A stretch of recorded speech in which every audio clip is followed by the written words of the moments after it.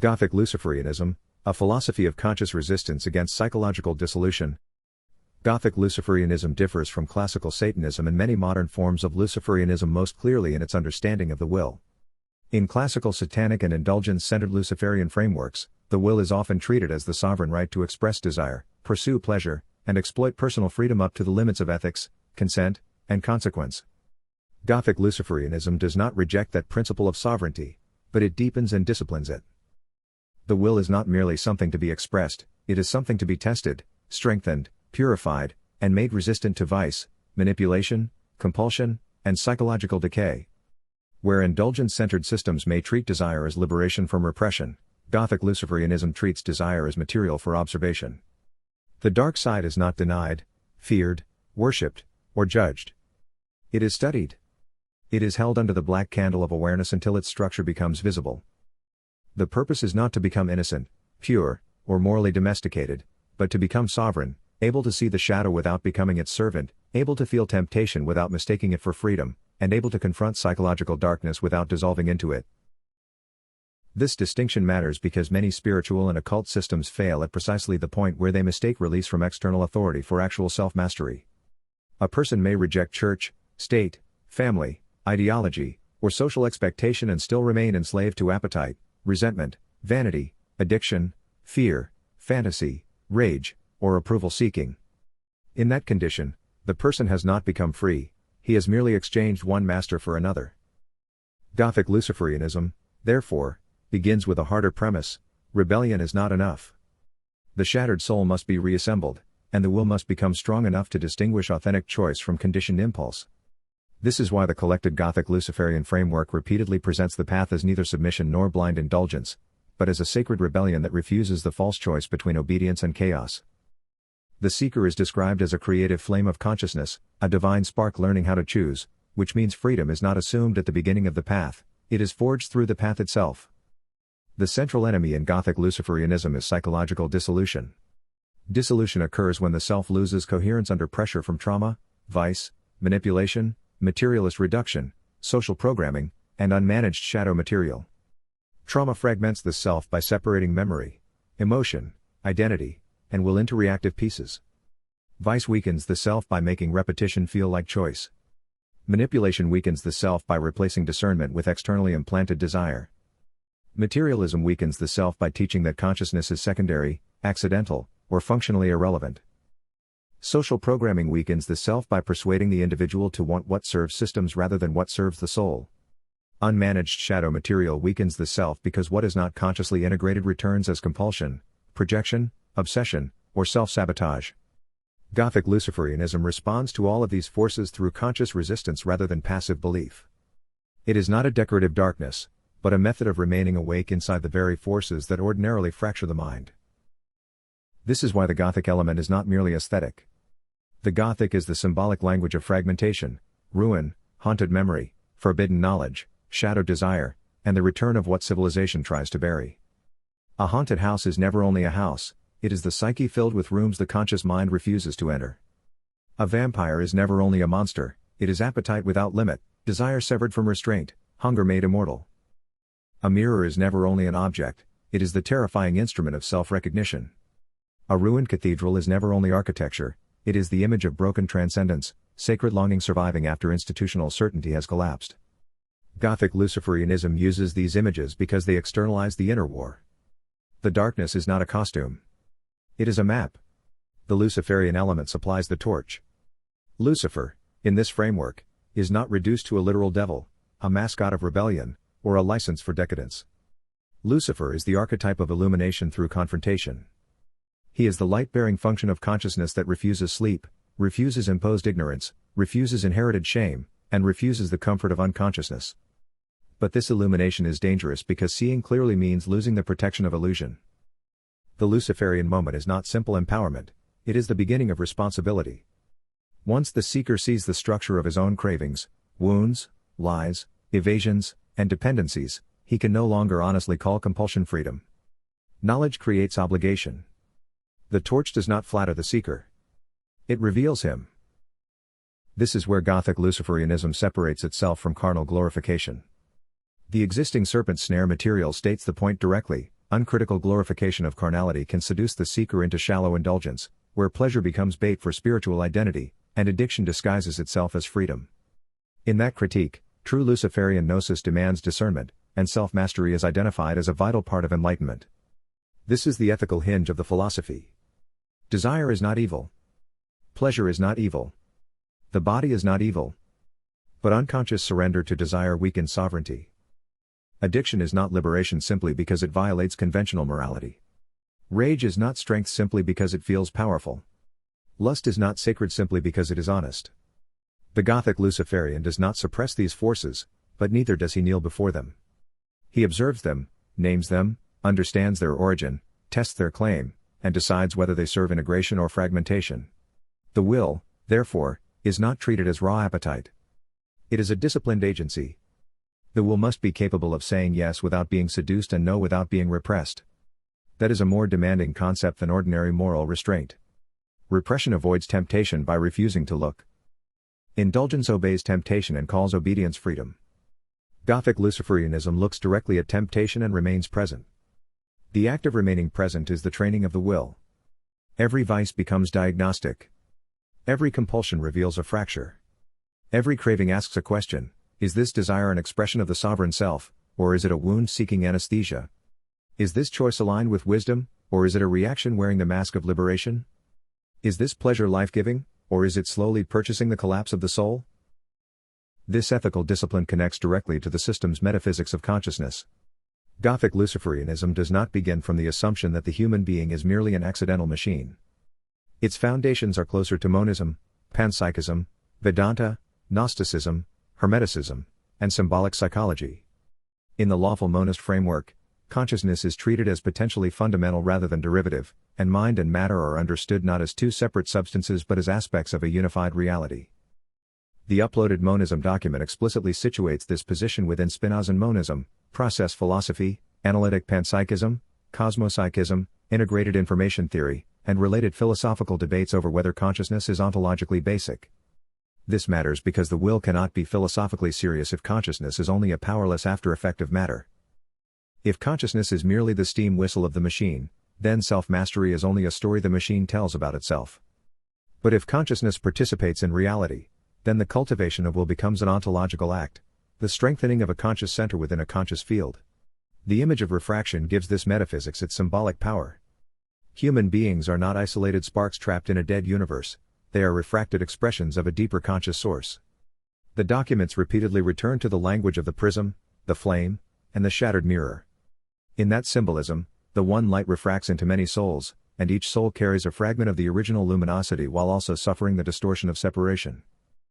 The purpose of the path is not to erase individuality into vague unity, nor to inflate individuality into egoic divinity, but to clarify the refraction. The soul becomes more transparent to its source when it is less distorted by fear, compulsion, resentment, shame, addiction, and false identity. This is why know thyself is not a decorative motto. It is the operational command. The self must be known because the self is the instrument through which the flame acts.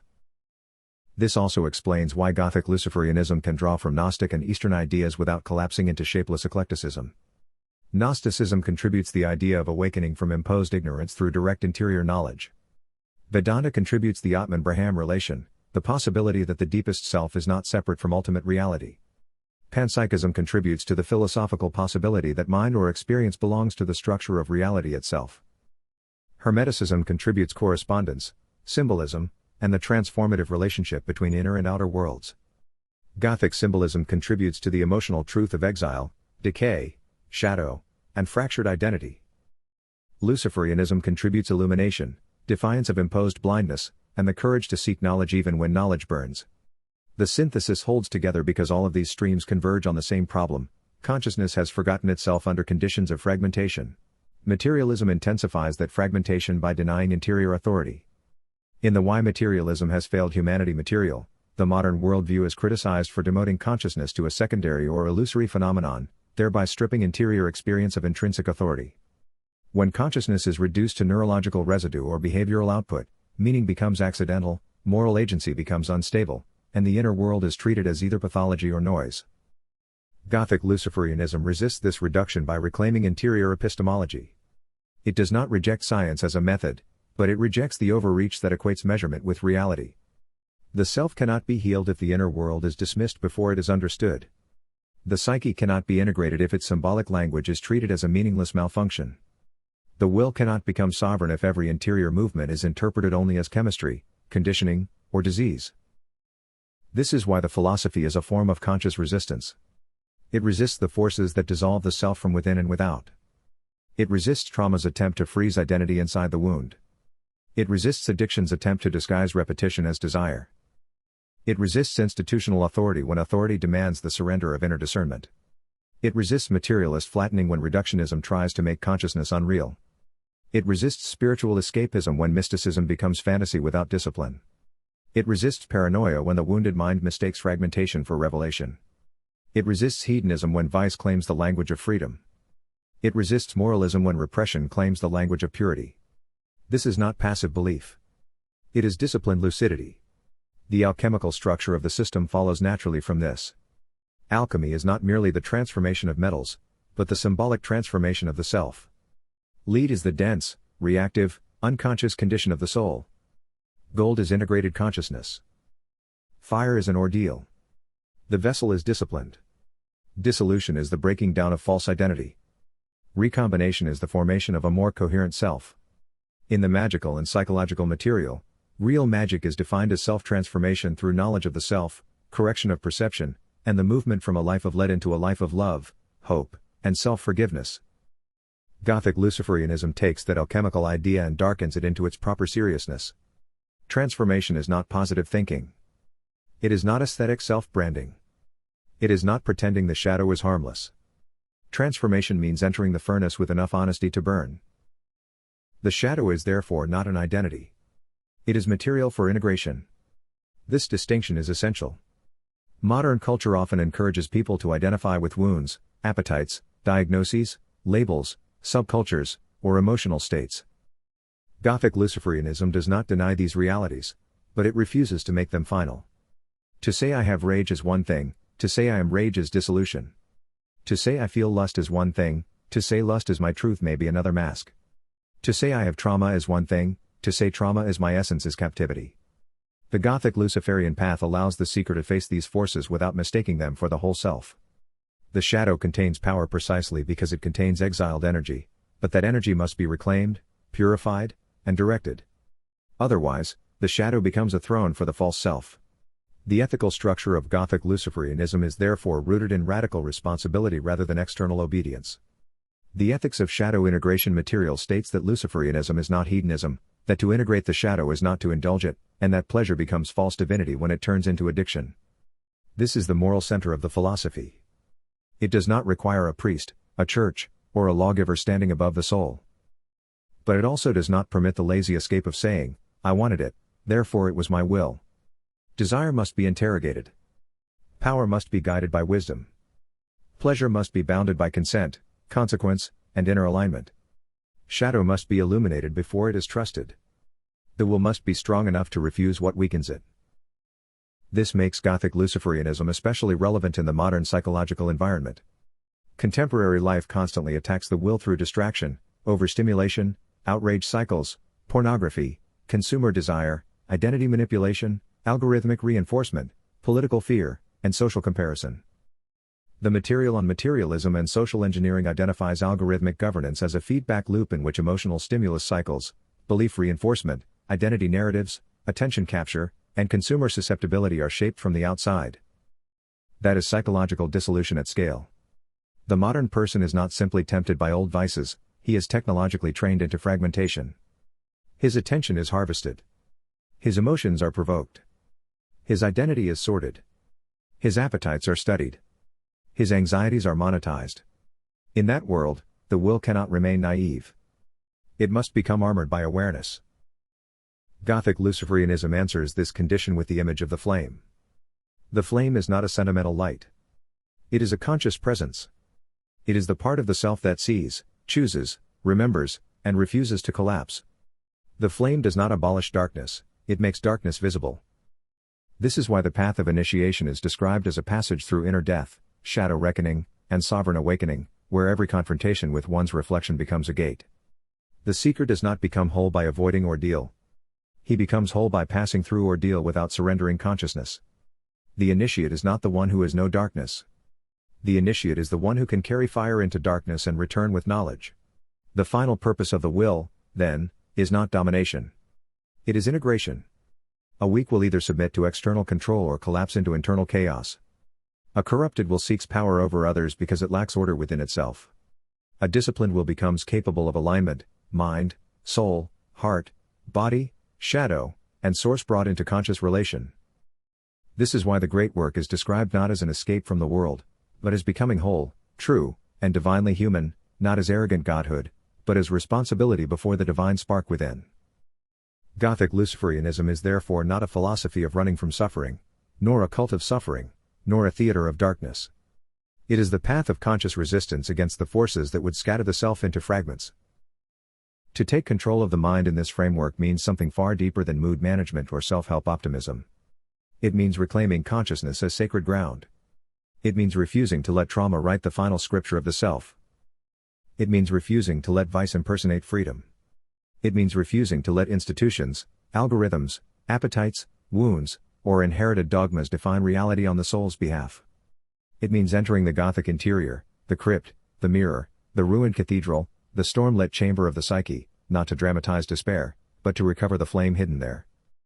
The will is the faculty by which the seeker remains intact during that descent. The flame is the awareness that makes the descent possible. The great work is the reassembly of the shattered prism into conscious wholeness. Gothic Luciferianism, therefore, is a philosophy of conscious resistance against psychological dissolution because it teaches that the self must not be abandoned to darkness, denied by materialism, dissolved by vice, or surrendered to external authority. Darkness is real, but it is not sovereign. Desire is powerful, but it is not always true. Suffering wounds, but it can also reveal. The shadow terrifies, but it can be integrated. The will weakens when it indulges unconsciously and strengthens when it observes, chooses, and aligns. The seeker does not bow to darkness, and he does not blind himself with light. He walks the middle way with a torch in his hand, learning to see without hatred, to desire without enslavement, to suffer without disintegration, and to choose without illusion. That is the discipline of the flame. That is the Gothic Luciferian path.